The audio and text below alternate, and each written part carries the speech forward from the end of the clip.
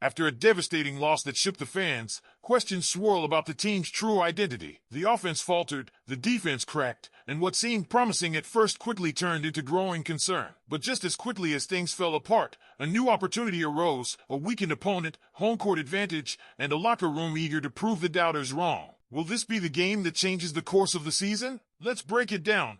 Be sure to hit the like button and join me as I tell you all about it. After a humiliating 30-0 shutout loss on the road against the winless Panthers, the Atlanta Falcons are limping back home, not physically, but mentally bruised. And the sting is deeper than the scoreboard. It was the team's first shutout defeat since 2015 and, more importantly, a sobering reality check for a roster loaded with offensive firepower that simply failed to ignite. With Week 4 looming against a banged-up Washington Commanders squad, the Falcons are staring down what already feels like a must-win at Mercedes-Benz Stadium. Let's not sugarcoat it. Michael Penix Jr. delivered his worst performance as a pro. The former top 10 pick threw 2 interceptions and ended the game with a dismal 40.5 passer rating. Through 3 weeks, he's thrown only 1 touchdown compared to 2 picks, with a QBR of 71.3 that ranks just 20th among quarterbacks. And he has yet to complete a single pass over 20 yards downfield this season. The issue isn't just decision-making, it's vision. Multiple sources told ESPN that Penix simply isn't seeing the field. Defensive coordinators are disguising coverages and overwhelming the young QB, who, despite his elite arm strength, appears mentally a step behind. And yet, despite all this, the coaching staff remains publicly committed to him. Offensive coordinator Zach Robinson took the blame for the debacle in Carolina, suggesting the offense might be too complex schematically and hinting at a shift towards simplification. But while Robinson argued that the scheme isn't predictable, head coach Raheem Morris didn't sugarcoat things. He admitted outright that the Falcons were, in fact, predictable in Week 3 and paid the price. The pressure on Robinson is mounting, so much so that the Falcons are bringing him down from the booth to the sideline to get closer to the players and Penix specifically. It's a move signaling urgency and a need for better communication. It's also a sign that the Falcons coaching staff is now in reactive mode, trying everything to salvage a season that's teetering far too early. But not everything is broken. The silver lining heading into Week 4 is health. Unlike Washington, the Falcons' injury report offers some hope. While Terrell remains week to week with a hamstring issue, the team is cautiously optimistic about his availability. RB Nathan Carter and WR Kaderl Hodge didn't practice, but those absences don't pack the same punch as losing a shutdown corner like Terrell. Kyle Pitts, still nursing a toe injury, was limited but looks poised to suit up, a huge relief for Penix, who needs every weapon he can get right now. Still, the wide receiver room is looking thin.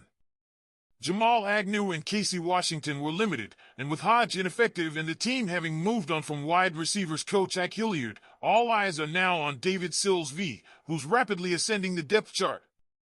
Casey Washington is making strides in the concussion protocol, but he's yet to surpass Ray McLeod on the depth chart.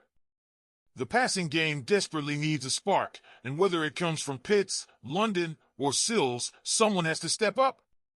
One of the biggest storylines to watch this Sunday will be rookie edge rusher James Pierce Jr. After a standout Week 2, he struggled last week and finished with a disappointing 48.9 PFF grade.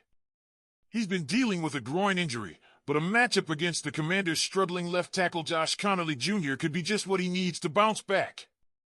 This team needs playmakers to rise, especially on defense, if they want to mask their offensive inconsistencies. Meanwhile, the Commanders are dealing with their own mess. Star rookie quarterback Jaden Daniels is nursing a sprained knee and is a true game-time decision. Top receiver Terry McLaurin is also questionable with a quad injury.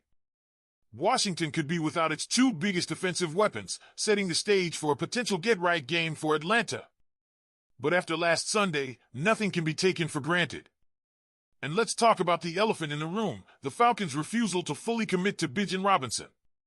ESPN insiders and coaches alike have questioned why the team veered away from what worked so well in their lone win against Minnesota. In that game, Atlanta leaned heavily on 12 personnel and pounded the rock with Bijan, racking up 218 rushing yards. Against Carolina, they got away from that identity, and it cost them. Charlie Warner, who was a key part of those heavy sets, only played 14 snaps in Week 3, largely due to injury. The formula was working, and then they abandoned it. Bijan is not just a star, he's the engine. Feeding him the ball doesn't just gain yards, it controls the game, sets up play action, and eases the burden on Penix. If the Falcons want to steady this ship, it starts by putting the ball in the hands of their most dynamic weapon. So the question becomes, will the Falcons return to the formula that brought them success against Minnesota? Or will they continue to try forcing the issue through the air with a quarterback who's still clearly adjusting to the speed of the NFL? The Commanders are wounded, the Falcons are at home, and the moment is begging for a statement performance. The pieces are there. The question is whether the coaching staff can put them together in time to salvage what's left of their early season momentum. What do you think, Falcons fans?